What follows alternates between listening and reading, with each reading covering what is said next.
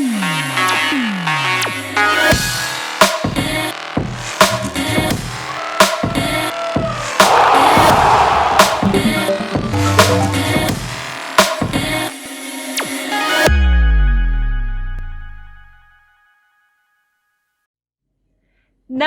iGraspers।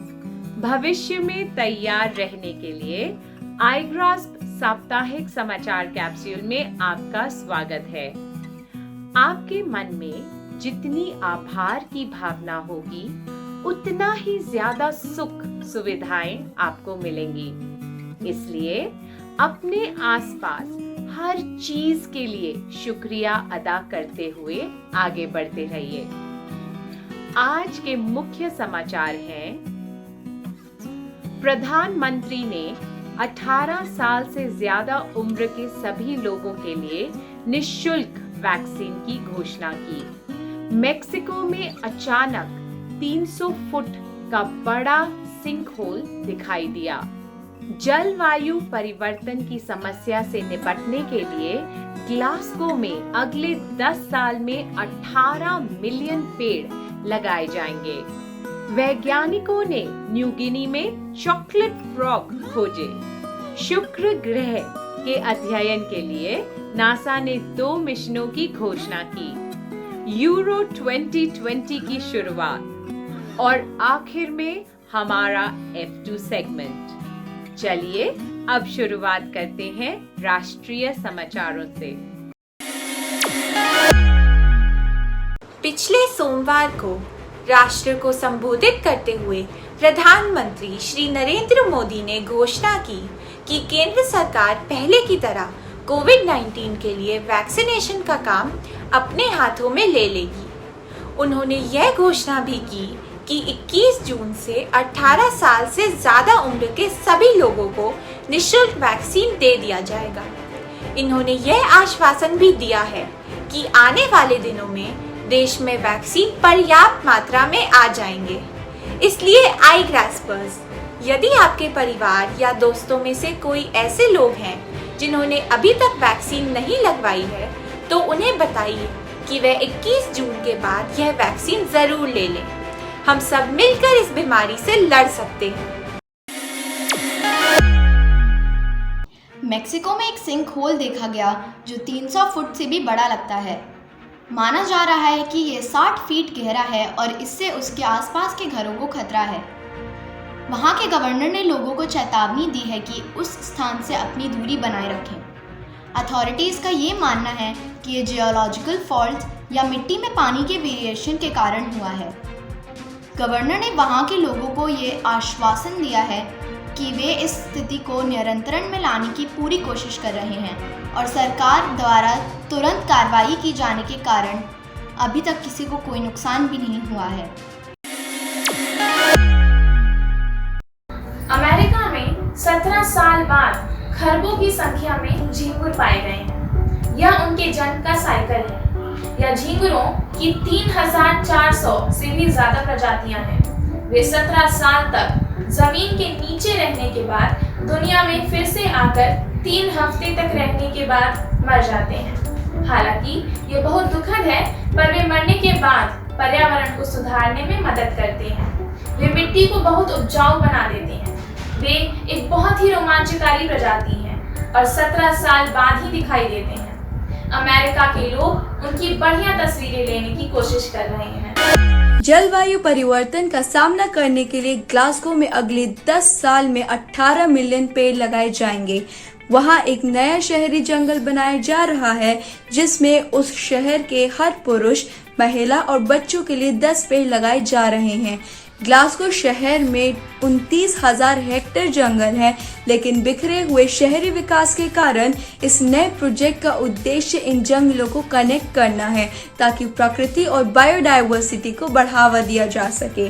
इस परियोजना को दान के रूप में 4 लाख पाउंड की राशि प्राप्त हो गई है और पेड़ लगाने का काम शुरू करने के लिए स्कॉटिश फॉरेस्ट सर्विस अगले 2 साल में एक टीम तैयार कर लेगी। iGraspers, क्या आपको मालूम है कि वैज्ञानिकों ने मेंढकों की एक नई प्रजाति की खोज की है और उसे चॉकलेट फ्रॉग का नाम दिया है। अब आप उसे खाने की कोशिश मत करना। उसे ये नाम उसके रंग के कारण दिया गया है। ये न्यू गिनी के जंगलों में पाए गए हैं।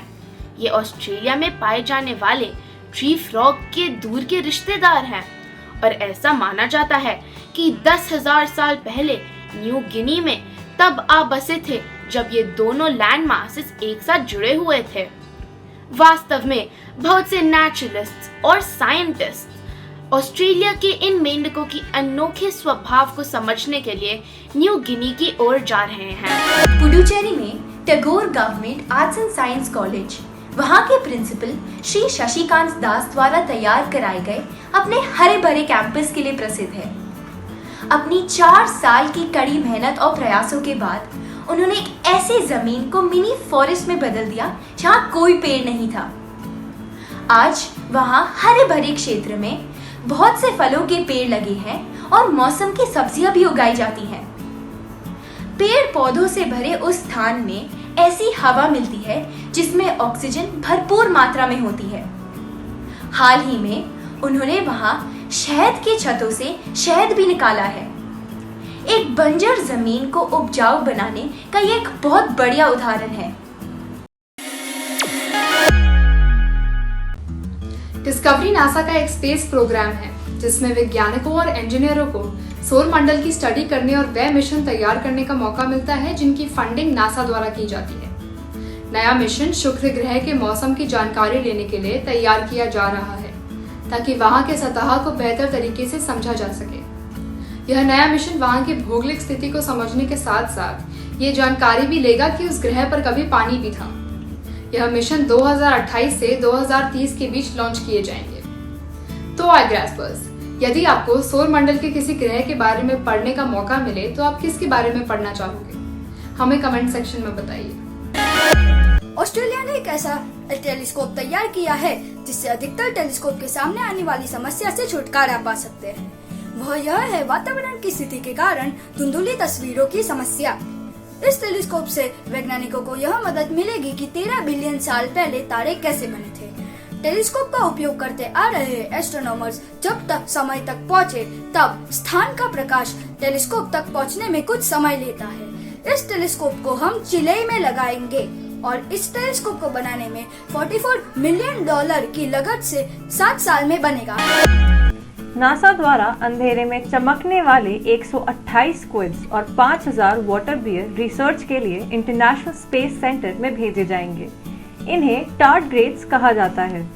ये जानवर स्पेस में इसलिए भेजे जा रहे हैं ताकि स्पेस में भेजे जाने वाली लंबी अवधि की उड़ानों की सुरक्षा के लिए उपाय किए जा सकें। टार्डग्रेड्स वे जानवर होते हैं जो बहुत अधिक गर्म या ठंडे तापमान, दबाव या रेडिएशन को सह सकते हैं, इसलिए इन पर अध्ययन किया जा सकता है। इस हफ्ते यूरो 2020 की शुरुआत हो गई है। इसमें भाग लेने वाले यूरोप के सभी देश यह देखने के लिए उत्सुक हैं कि सबसे आगे कौन आता है। यूरोप में कोरोना वायरस की महामारी के कारण यूरोप की स्थिति खराब थी, इसीलिए इसकी तारीख आगे बढ़ा दी गई थी। यूरोपियन फुटबॉल चैंपियनशिप की 60वीं सालगिरह होने के कारण टूर्नामेंट को यह नाम दिया गया है। बोर्ड ऑफ यूएफा के अनुसार इसका नाम वही रखा गया है क्योंकि यह सबके लिए एक यादगार होगी कि कोविड-19 महामारी के दौरान किस प्रकार पूरा फुटबॉल परिवार एकजुट होकर रहा और पूरे यूरोप के साथ सारे संसार को किन मुश्किलों का सामना करना पड़ा। तो iGraspers, इस साल आप किसे जिताना चाहते हैं? हमें कमेंट सेक्शन में अपने विचार बताएं। यदि आप फुटबॉल के चाहने वाले नहीं हैं और इस बात की चिंता कर रहे हैं कि क्रिकेट कब शुरू होगा, तो हम आपको बता दें कि आपको ज़्यादा इंतज़ार नहीं करना पड़ेगा क्योंकि अगले हफ्ते वर्ल्ड टेस्ट चैंपियनशिप फाइनल शुरू होने वाला है जिसमें ट्रॉफी जीतने के लिए भारत का मुकाबला न्यूजीलैंड के साथ होगा। इसके साथ एक और अच्छी खबर यह भी है कि बीसीसीआई के अध्यक्ष सौरव गांगुली ने यह घोषणा की है कि आईपीएल की शुरुआत पुरुषों के T20 से पहले हो जाएगी। तो क्रिकेट प्रेमी खुश हो जाएं क्योंकि जल्दी ही इसकी शुरुआत होने वाली है। स्पोर्ट्स अथॉरिटी ऑफ इंडिया द्वारा फिट इंडिया आंदोलन के एक भाग के रूप में स्कूल के विद्यार्थियों के लिए फिट इंडिया क्विज का आयोजन किया जाएगा। स्कूलों और इसमें भाग लेने वालों के लिए 3 करोड़ रुपए की राशि दी गई है। इसके लिए 1 जुलाई से 31 जुलाई तक रजिस्ट्रेशन किया जाएगा और इसका आयोजन कई राउंड्स में किया जाएगा। यह क्विज CBSE के स्कूलों के सभी विद्यार्थियों के लिए होगी। वे पहले राउंड के लिए अपना रजिस्ट्रेशन करवा सकते हैं, जो नेशनल टेस्टिंग एजेंसी द्वारा ऑनलाइन किया जाएगा। तो आई ग्रास्पर्स, इस क्विज की तैयारी शुरू करिए। इटली के टस्कनी रीजन की राजधानी फ्लोरेंस में रेनेसांस आर्ट और आर्किटेक्चर के बहुत से मास्टरपीस हैं। उनमें से एक है माइकलैंजेलो डी लोडाविसो ब्यूनरोटी सिमोनी द्वारा तैयार किया गया मास्टरपीस।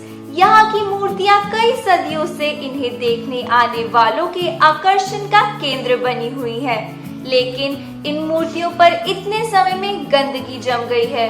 रिसर्चर्स ने इसे साफ करने की बहुत कोशिश की, लेकिन फिर भी इस पर कुछ दाग रह गए। हाल ही में वैज्ञानिकों और इतिहासकारों ने इसके लिए एक गैर पारंपरिक तरीका खोज निकाला।